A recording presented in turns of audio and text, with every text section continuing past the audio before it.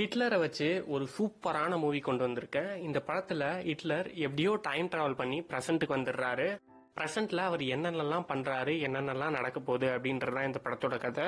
இப்போ ஃபர்ஸ்ட்ல இருந்து என்ன நடந்துச்சு அப்படின்னு பார்க்கலாம்.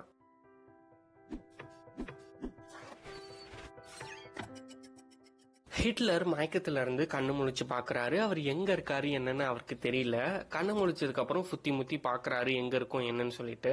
அங்க ஒரு 2-3 பசங்க சேர்ந்து ஃபுட்பால் விளையாடிட்டு இருக்காங்க. அதுக்கு பக்கத்துல ஒருத்தர் நியூஸ் சேனலுக்காக வீடியோ எடுத்துட்டு இருக்காரு. அப்படியே அங்க இருந்து ஊருக்குள்ள போய் பாக்குறாரு. இவரு தான் உண்மையான ஹிட்லர். ஆனா இது யாருக்குமே தெரியாது. பட் பார்க்க அசல் ஹிட்லர் மாதிரியே இருக்காரு இப்ப அப்படின்னு சொல்லிட்டு எல்லாரும் இவரு கூட சேர்ந்து போட்டோஸ் எடுத்துக்கிறாங்க. என்ன நடக்குதுன்னு புரியாம நடந்து போயிட்டே இருக்காரு. ஒரு பொண்ணு குழந்தையோட நடந்து போகுது. அந்த பொண்ணு கிட்ட இது என்ன வருஷம்ன்ற மாதிரி தான் கேக்குறாரு. பட் அந்த பொண்ணு இவரோட மூஞ்சிய பார்த்து பயந்து இவர் மூஞ்சில பெப்பர் ஸ்ப்ரே அடிச்சுட்டு போயிடுது. கண்ணை தேய்ச்சிட்டே அங்க இருந்து போறாரு. ஒரு நியூஸ் பேப்பர் கடையில இருக்க நியூஸ் பேப்பர்ல 2014 மங்களா தெரியுது. அதை பார்த்ததுக்கு அப்புறம் அப்படியே மயங்கி விழுந்துடுறாரு. கண்ணை முழிச்சு பார்த்தா நியூஸ் பேப்பர் கடைக்குள்ளார இருக்காரு. இப்போ 2014 ஃபியூச்சர்ல இருக்கும்னு அவருக்கு புரிஞ்சிருச்சு. இதுக்கப்புறம் ஃபர்ஸ்ட் இத்தனை வருஷமா என்ன நடந்துச்சு அப்படின்னு அந்த கடையில இருக்கிற பழைய நியூஸ் பேப்பர்லாம் படிச்சு இன்ஃபர்மேஷன் கேதர் பண்றாரு. அன்னைக்கு காலையில ஹிட்லர் கண்ணு முழிச்ச இடத்துல வீடியோ எடுத்துட்டு இருந்தவன் நைட்டு வீடியோவை எடிட் பண்ணிட்டு இருக்கான். அப்போ அவரு அந்த வீடியோல வர்றத பாக்குறான். இத பார்த்து அவனோட அம்மா, யார் இது பாக்குறதுக்கு ஹிட்லர் மாதிரியே இருக்காரு அப்படின்னு கேக்குறாங்க. இதுக்கப்புறம் அவர் பார்க்க ஹிட்லர் மாதிரியே இருக்கறனால அவன் அவரை தேட ஸ்டார்ட் பண்றான்.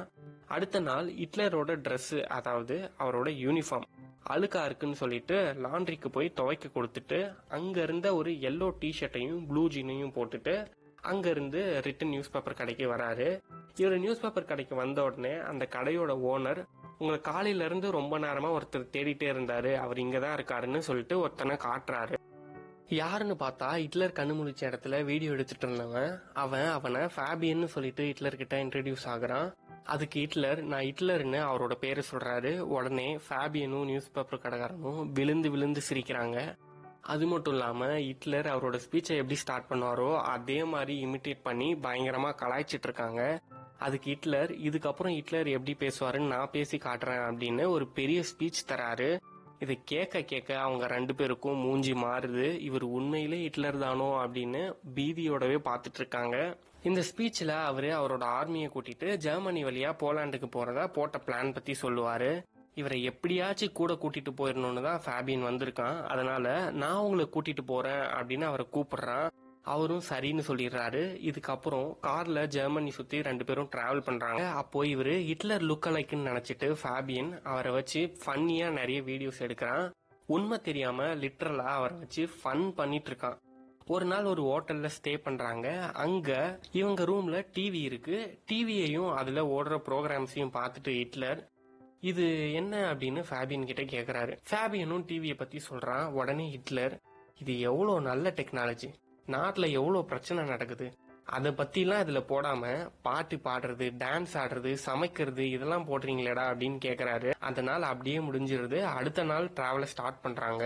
இதுக்கப்புறம் எந்தெந்த ஊருக்கு போறாங்களோ அங்கெல்லாம் அங்க இருக்கிற மக்கள் கிட்ட நாட்டுல ஆட்சி எப்படி இருக்கு, எல்லாருக்கும் என்னென்ன பிரச்சனை இருக்கு அப்படின்னு கேட்டு தெரிஞ்சுக்கிறாரு. இதே மாதிரி ஒரு இடத்துக்கு போனப்போ அங்க இருந்த நாய் ஹிட்லர் கால்லயே கடிச்சிருது. உடனே டக்குன்னு அவர்கிட்ட இருந்த பிஸ்டல் எடுத்து அந்த நாயை சுட்டு கொன்னுடுறாரு. இது ஃபேபியன் எடுத்துட்டு இருந்த வீடியோலயும் கேப்சர் ஆயிடுது. அந்த டாகோட ஓனர் துரத்தினால அங்கிருந்து கிளம்பி போயிடுறாங்க. போறப்போ செத்த நாயும் எடுத்து கார்ல போட்டு போயிடுறாங்க. கார்ல ஃபேபியன், எதுக்காக இப்படி பண்ணீங்க, உங்களுக்கு எங்க இருந்து பிஸ்டல் கிடைச்சிச்சுன்னு பிஸ்டல் புடுங்கி வச்சுக்கிறான். இதுக்கப்புறம் ஹிட்லர் செத்த நாயை எடுத்து ஃபேபியன் மூஞ்சி முன்னாடி ஆட்டுறாரு. ஃபேபியனுக்கு வாமிட் வர மாதிரி ஆயிருது. உடனே காரை விட்டு இறங்கி போயிடுறான். இதுக்கப்புறம் ஃபேபியனுக்கு வேலை போற நிலைமை இருக்கிறனால அவனோட மேனேஜருக்கு கால் பண்ணி, நான் இப்போ ஒரு வீடியோ எடுத்துட்டு இருக்கேன், அதை வந்து காட்டுறேன், அது உங்களுக்கு பிடிக்கலன்னா என்ன வேலையை விட்டு தூக்கிடுங்கன்னு சொல்றான். இவன் கால் பேசிட்டு இருக்கிறப்பவே ஹிட்லர் அவனோட கார் ஹெட்லைட்டை உடைச்சிடுறாரு. இத பார்த்த ஃபேபியன், எதுக்கு இப்படி பண்ணீங்க, இது என் அம்மாவோட காரு, இதை ரெடி பண்றது கூட என்கிட்ட காசு இல்லைன்னு சொல்றான். அதுக்கு ஹிட்லர், நான் பாலிடிக்ஸுக்கு போகலன்னா என்ன ஆயிருப்பேன்னு நினைக்கிறேன் அப்படின்னு கேக்குறாரு. அதுக்கு ஃபேபியன், மேபி பெயிண்டர் ஆயிருக்கலாம் அப்படின்னு சொல்றான். எஸ், ஹிட்லர் ஒரு சூப்பரான பெயிண்டர். இதுக்கப்புறம் ஹிட்லர் ஒரு ஸ்ட்ரீட்ல பெயிண்ட் பண்ண ஸ்டார்ட் பண்றாரு. பார்க்க ஹிட்லர் மாதிரியே இருக்கிறனால எல்லாரும் இவர்கிட்ட அவங்கள வரைஞ்சிட்டு போறாங்க. இதை வச்சு 2 பேரும் கொஞ்சம் காசு சம்பாதிக்கிறாங்க. இதுக்கப்புறம் திரும்ப டிராவல கண்டினியூ பண்றாங்க. இந்த மொத்த டிராவல்ல ஹிட்லருக்கு ஒரு சில விஷயங்கள் புரிய வருது. என்னன்னா, நாட்டுல ஆட்சி சரியில்லை, ஹிட்லரை நிறைய பேருக்கு பிடிச்சிருக்கு, ஹிட்லரை சப்போர்ட் பண்றவங்க இன்னமும் இருக்காங்கன்னு தெரிஞ்சுக்கிறாரு. இவர் அங்கங்க போறப்போ எல்லாரும் இவரை போட்டோஸ் வீடியோஸ் எடுத்து சோசியல் மீடியால எல்லாம் போஸ்ட் பண்றாங்க. அப்படியே பார்க்க அச்சு அசல் ஹிட்லர் மாதிரியே இருக்கிறனால பயங்கர ட்ரெண்ட் ஆகுறாரு, இன்டர்நெட் சென்சேஷன் ஆகுறாரு. இது ஃபேபியனோட மேனேஜருக்கும் தெரிய வருது. இவர் கூட இருக்கிறது ஃபேபியன் தான் தெரிய வருது. ஃபேபியன் கிட்ட இவரோட ஃபுட்டேஜ் எதுவுமே எங்கேயுமே ரிலீஸ் ஆகக்கூடாது, மொத்தத்தையும் நானே வாங்கிக்கிறேன், அது மட்டும் இல்லாம இவரை வச்சு எக்ஸ்க்ளூசிவா ஒரு ஷோ பண்ணலாம் அப்படின்னு பேசி முடிவு பண்றாங்க. இதுக்கப்புறம் அந்த சேனல்ல அங்க வேலை செய்யற பொண்ணு ஒண்ணு ஹிட்லருக்கு இன்டர்நெட் பத்தி எல்லாம் சொல்லி தந்துட்டு இருக்கு. அப்போ சோசியல் மீடியால இவருக்கு ஒரு ஐடி ஓபன் பண்ணலாமே அப்படின்னு சொல்லிட்டு அடால்ஃப் ஹிட்லர் அப்படின்னு டைப் பண்றாங்க. This name has been already taken வருது. ஹிட்லருக்கு ஒரே ஷாக்கு, நம்ம பேரை யாரா எடுத்தது அப்படின்னு. சரி போட்டோம், வேற ஏதாச்சும் நேம் கொடுக்கலாம் அப்படின்னு சொல்லிட்டு அந்த பொண்ணு கேக்குது. அதுக்கு ஹிட்லர் உல்ஃப்ளையர்னு சொல்றாரு. உல்ஃப்ளையர்னு டைப் பண்ணாலும் ஆல்ரெடி டேக்கன் வருது. உல்ஃப்ளையர் 6 அவைலபிளா இருக்குன்னு காட்டுது. அதுக்கு ஹிட்லர், நான் உல்ஃப்ளையர் 6லாம் இல்ல, வெறும் உல்ஃப்ளையர் தான் அப்படின்னு சொல்றாரு. இந்த மாதிரி ஃபன்லாம் நடந்துட்டு இருந்தாலும் ஹிட்லர் இன்டர்நெட் பத்தி நிறைய யூஸ்ஃபுல்லான விஷயங்களை கத்துக்கிறாரு. இதுக்கப்புறம் அந்த சேனல்ல ஆல்ரெடி நடந்துட்டு இருந்த ஒரு காமெடி ஷோல ஹிட்லரை கொண்டு வராங்க. ஷோ ஸ்டார்ட் ஆகுது. ஹிட்லர் என்ன பேச போறாருன்னு எல்லாரும் ஆவலா பாத்துட்டு இருக்காங்க. பட் ஹிட்லர் எதுவுமே பேசாம சைலண்டா இருக்காரு. கொஞ்ச நேரம் அப்படியே சும்மா நிக்கிறாரு. அதுக்கப்புறம் பேச ஸ்டார்ட் பண்றாரு. என்னன்னா, இப்போ நான் என்ன பேசணும்னு என் முன்னாடி ஸ்கிரீன்ல இருக்கு, அதை பத்தி நான் ஏன் பேசணும் அப்படின்னு சொல்லிட்டு ஓனா பேச ஸ்டார்ட் பண்றாரு. அவர் உண்மையிலேயே பொலிட்டிக்கலா நிறைய சீரியஸான விஷயங்களை பேசுறாரு. ஆனா எல்லார பொறுத்தவரை அவர் ஹிட்லர் லுக் அலைக் தான். அதனால அவர் சீரியஸா சொல்ற விஷயங்கள் எல்லாமே வேற மாதிரி காமெடியா புரிஞ்சுக்கிட்டு பயங்கரமா விழுந்து விழுந்து சிரிக்கிறாங்க. இதனால ஆல்ரெடி நல்லா போயிட்டு இருந்த ஷோ சூப்பர் டூப்பர் ஹிட் ஆயிடுது. அந்த ஷோவை ஆல்ரெடி நடத்திட்டு இருந்தவரை ஹிட்லர் ஓவர் ஷேடோ பண்ணிடுறாரு. அது அவருக்கு பிடிக்கல. சேனல்ல போய் கேட்கறாரு. ஆனா சேனல் அவரை ஃபயர் பண்ணிடுறாங்க. இதுக்கப்புறம் ஹிட்லரை இருக்கிற எல்லா ஷோலையும் கொண்டு வராங்க. அவர் வந்தாவே ஷோ ஹிட். அந்த சேனல்னாவே ஹிட்லர் தான், அந்த மாதிரி மாறிடுச்சு. இது மட்டும் இல்லாம நாட்டுல இருக்கிற பெரிய பெரிய ஷோஸ்க்கெல்லாம் ஹிட்லரை கூப்பிடுறாங்க. அந்த ஷோஸ்ல எல்லாம் அவர் கூட எவ்வளவு பெரிய ஆள் இருந்தாலும் ஹிட்லர் பேச ஆரம்பிச்சா ஹிட்லர் தான் ஹைலைட்டா தெரிவாரு. ஆல்ரெடி வைரலா இருந்தவர் இன்னும் பயங்கர வைரல் ஆயிடுறாரு டிவிக்கு வந்ததுக்கு அப்புறம். இந்த மீன் டைம்ல ஹிட்லர் என்ன பண்றாருன்னா, அவருக்கு சப்போர்ட் பண்றவங்களெல்லாம் சீக்ரெட்டா மீட் பண்ணி அவங்க கிட்ட நிறைய பிளான்ஸ்லாம் டிஸ்கஸ் பண்றாரு. ஹிட்லர் சப்போர்ட்டர்ஸ்க்கு நேஷனல் டெமோக்ராட் பார்ட்டி அப்படின்னு ஒன்னு இருக்கு, அதோட ஹெட்டை மீட் பண்றாரு. மீட் பண்ணி இத்தனை வருஷமா என்ன கிழிச்சிட்டு இருந்தீங்க, எவ்வளவு பெரிய பார்ட்டி நீங்க, ஏன் இதெல்லாம் பண்ணீங்க, ஏன் இதெல்லாம் பண்ணல அப்படி இப்படின்னு கிழிச்சு தள்ளுறாரு. நீங்க தான் இல்ல, நீங்க இல்லாம நாங்க என்ன பண்ண முடியும்னு அந்த ஹெட் கேக்குறான். நான் இல்லைன்னா என்ன, நான் எழுதின புக் இருக்குல்ல அதை படிக்கிறதுன்னு கேட்குறாரு. உங்களோட புக்கு எல்லாருக்கும் அவைலபிள் இல்லை அப்படின்னு அந்த ஹெட் சொல்றான். அதுக்கு ஹிட்லர், இதெல்லாம் ஒரு காரணமா சொல்லாதுன்னு சொல்றாரு. அந்த ஹெட்டை பயங்கரமா அசிங்கப்படுத்துற மாதிரி பேசிட்டு அங்கிருந்து போயிடுறாரு. அப்புறம் ஹிட்லர் ஷோவை தப்பா நடத்துறாங்கன்னு யாரோ கம்ப்ளைண்ட் பண்ணிருக்காங்க. அந்த கம்ப்ளைண்ட்டை எடுத்துட்டு வந்த ஆபீசர், நான் ஷோ எல்லாம் பாக்குறேன், தப்பாலாம் எதுவும் நடக்கல, நீங்க நல்லா இருக்க கூடாதுன்னு நினைக்கிற யாரோ இதை பண்ணிருக்காங்கன்னு சேனல் ஹெட் கிட்ட சொல்றாரு. இதை கேட்ட மேனேஜர் காண்ட்ல அங்கிருந்து எழுந்து வெளியே போயிடுறான். அந்த ஆபீசர், நீங்க ஷோவை நல்லபடியா நடத்துங்க, இதெல்லாம் ஒரு மேட்டரே கிடையாது, இதை நான் பாத்துக்கிறேன் அப்படின்னு சொல்லிட்டு கிளம்பிடுறாரு.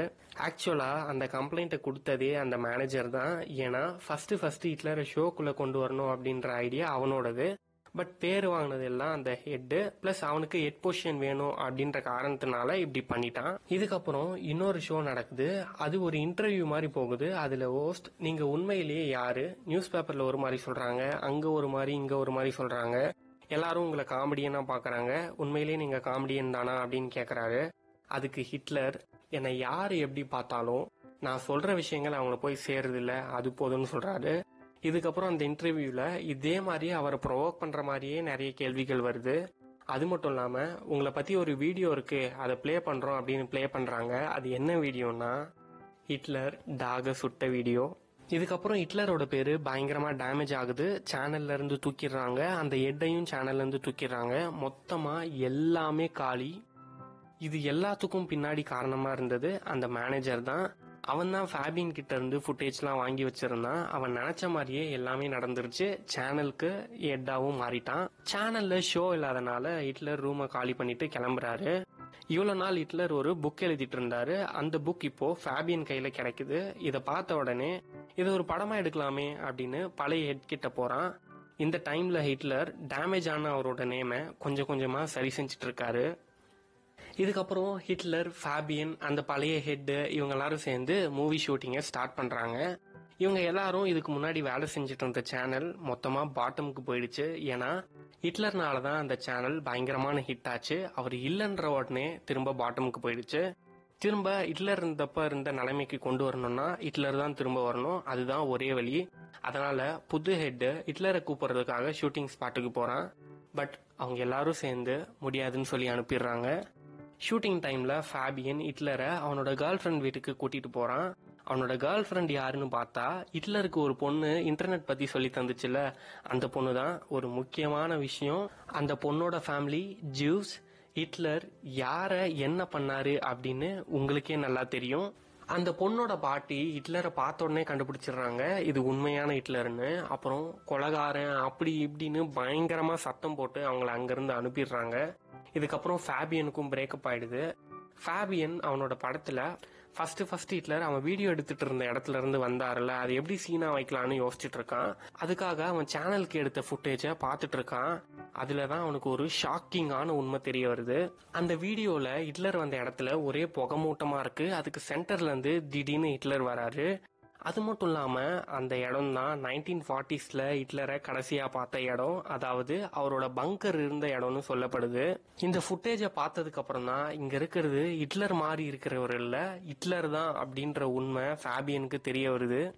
இந்த டைம்ல ஷூட்டிங் ஸ்பாட்டுக்கு வெளியில ஹிட்லரோட ஏட்டர்ஸ் 2-3 பேர் சேர்ந்து அவரை பயங்கரமா அட்டாக் பண்ணிடுறாங்க. இதனால அவரை ஹாஸ்பிட்டலுக்கு கொண்டு போறாங்க. உண்மை தெரிஞ்சதுக்கு அப்புறம் ஃபேபியன் இவர் தான் உண்மையான ஹிட்லர்னு எல்லாருக்கும் எப்படியாச்சும் புரிய வச்சு அவரை ஜெயில போட்டுடலாம் அப்படின்னு சொல்லிட்டு அவனோட பழைய ஹெட்டு கிட்ட போறான். பட் அவங்களுக்கு இவர் உண்மையிலே ஹிட்லர் தான் ஆல்ரெடி தெரியும். அவங்க ஃபேபியனை பைத்தியம்னு சொல்லி மென்டல் ஹாஸ்பிட்டல்ல சேர்த்தி விட்டுறாங்க. ஃபேபியன் எடுத்துட்டு இருந்த படத்தையும் இவங்களே எடுத்து முடிச்சிடுறாங்க.